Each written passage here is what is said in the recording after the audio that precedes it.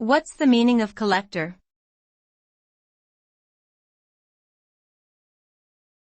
Collector.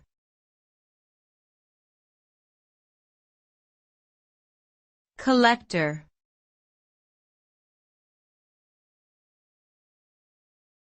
Collector.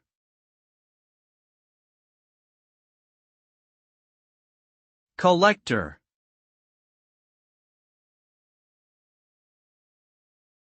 A collector is someone who accumulates or gathers things of a particular type, often as a hobby or for personal enjoyment.